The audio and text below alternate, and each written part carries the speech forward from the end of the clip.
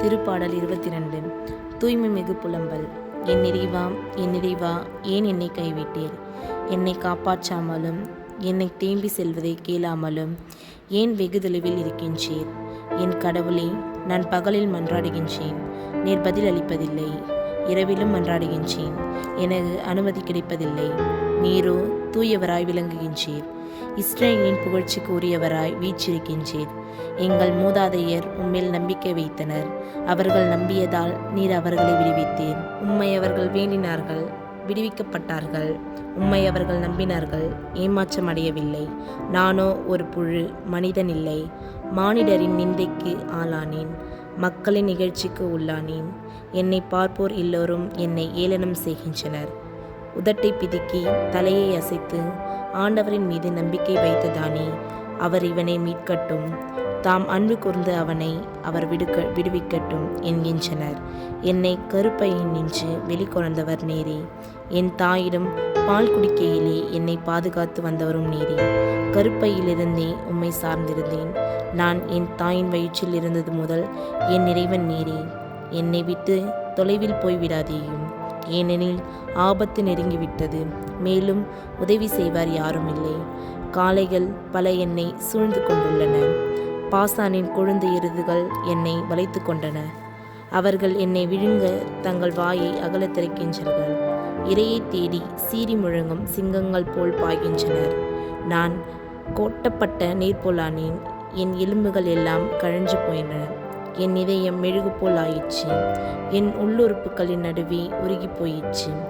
என் வலிமை ஓடு போல காய்ந்தது, நான் நாவும் மேலனத்தோடு ஒட்டி கொண்டது.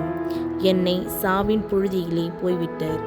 தீமை செய்வோரின் கூட்டம் என்னை வளைத்து கொண்டது. நாய்கள் என அவர்கள் என்னை சூழ்ந்து கொண்டார்கள். என் கைகளையும் கால்களையும் துளைத்தார்கள். என் எலும்புகள் எல்லாம் நான் எண்ணிவிடலாம். அவர்கள் என்னை முறைத்து பார்க்கின்றார்கள், என் ஆடைகளை தங்களிடையே பங்கிட்டுக் கொள்கின்றனர், என் உடையின் மேல் சீட்டு போடுகின்றனர். நீரோ ஆண்டவரே, என்னை விட்டு தொலையில் போய்விடாதேயும், என் வலிமையே எனக்கு துணை செய்ய விரைந்து வாரும். வாளுகளுக்கு இரையாகாதபடி என் உயிரை காத்தருளும். இந்த நாய்களின் வெறியின் நின்று என் ஆருயிரை காப்பாற்றும். இந்த சிங்கத்தின் வாயிலிருந்து என்னை காப்பாற்றும்.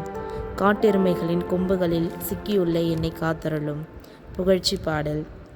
உமது பெயரை சகோதரருக்கு அறிவிப்பேன், சபை நடுவே உம்மை புகழ்ந்து பாடுவேன். ஆண்டவருக்கு அஞ்சுவோரே, அவரை புகழுங்கள்.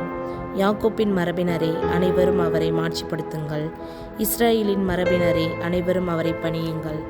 ஏனெனில் எளியோரின் சிறுமையை அவர் அற்பமாக எண்ணவில்லை, அதை கவனியாமலும் இருந்து விடுவதில்லை. தமது முகத்தை அவர்களுக்கு மறைக்கவும் இல்லை. தம்மை நோக்கி அவர்கள் மன்றாடுகையில் அவர்களுக்கு செவி சாய்த்தனர். மாபெரும் சபையில் நான் செலுத்தும் புகழ் உம்மிடம்தானே எழுவதாக. உமக்கு அஞ்சுவோர் முன்னிலையில் என் பெருந்தன்மைகளை செலுத்துவேன். எளியர் உணவு உண்டு நிறைவு பெறுவர். ஆண்டவரை நாடுவோர் அவரை புகழ்வாராக. அவர்கள் இதயம் என்றென்றும் வாழ்வதாக. பூவுலகின் கடைகள் எல்லை வரை உள்ளோர் அனைவரும் இதை உணர்ந்த ஆண்டவர் பக்கம் திரும்புவர். பிற இனத்து குடும்பத்தினர் அனைவரும் அவர் முன்னியில் விழுந்து பணிவர். ஏனெனில் அரசு ஆண்டவருடையது, பிற இனத்தாரின் மீது அவர் ஆட்சி புரிகின்றனர். மண்ணின் செல்வார் யாவரும் அவரை பணிவர். புழுதிக்குள் இறங்குவோர் யாவரும் தம் உயிரை காத்து கொள்ளாதோரும் அவரை வணங்குவர். வருங்கால தலைமுறையினர் அனைவரும் அவரை தொழுவர். இனிவரும் தலைமுறையினருக்கும் ஆண்டவரை பற்றி அறிவிக்கப்படும். அவர்கள் வந்து அவரது நீதியை அறிவிப்பர். இனி பிறக்கப் போகும் மக்களுக்கு இதை அவரே செய்தார் என்பர்.